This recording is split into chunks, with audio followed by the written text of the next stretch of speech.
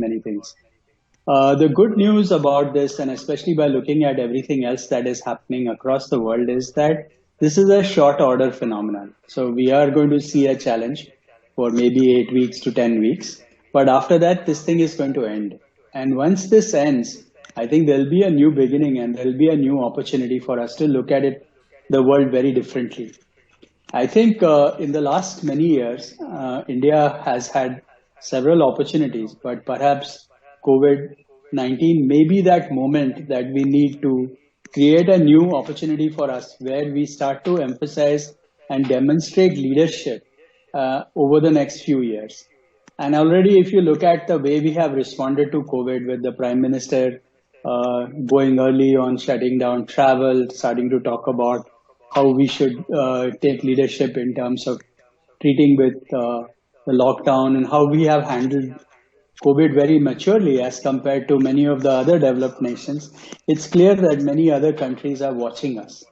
As we look at global supply chains in the beyond COVID-19, it is very clear that no country will want to have their key components or key manufacturing or key development all in one country, and especially in China because of the various changes that have happened. So I think there is a huge opportunity that will open up where global supply chains are going to get redistributed and there will be new areas and new pockets of distribution where the Indian technology companies, Indian supply chain companies, companies that are part of the global supply chain will have an opportunity to re-establish themselves as leaders in this whole market.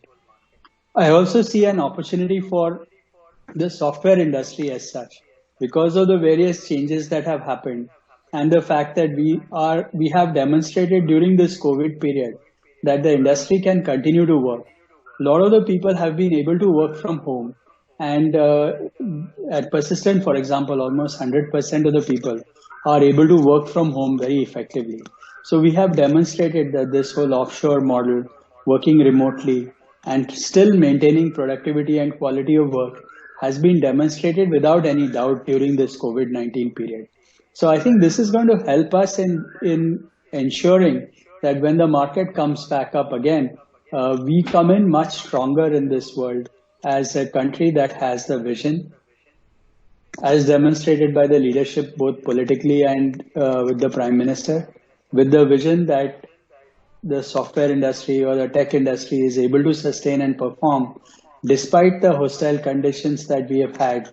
So we've been able to demonstrate that. And the fact that companies and countries are interested in diversification of their global supply chains.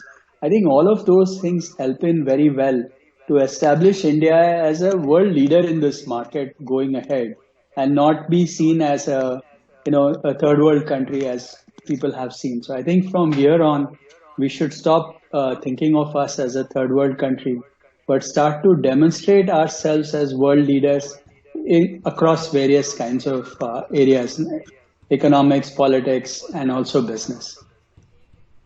So, Anand, persistent systems, as you said, that has worked to its maybe 80%, 100% potential.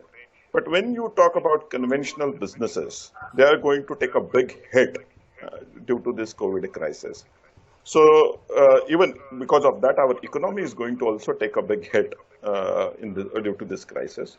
So certainly government is taking measures, but large number of youngsters are now anxious and apprehensive that because of this problem related to, because this economy is going to get hit, they will lose jobs, even businesses might shut down. So in such scenarios, how these people should prepare themselves, and how long do you think India will take or Indian economy will take to bounce back? I'm going to answer this question from two dimensions. One is from the businesses dimension and then the other from the individual's dimension. So if you look at it from the businesses point of view, clearly the goal at the moment is survival. We all see a challenge, especially in the smaller businesses, where our income, meaning earning or just the business as stock. If I run a small beauty salon or I run a small business, my customers are not coming to me anymore. So my cash flows are zero, my inflows are zero. So I'm certainly under a lot of pressure for survival. So at this moment, the clear objective for all businesses is survival. And in this moment, everyone is thinking about how to manage and reduce costs because your earnings are down. And unless you are able to keep your costs lower than your earnings, you will not survive in this market. So I expect the next few months from the business's point of view to be very difficult. And I hope that the government comes with the right kinds of support to support not just the large businesses or the extremely poor people, but also the companies that are in the middle of the economy. And I'm hopeful that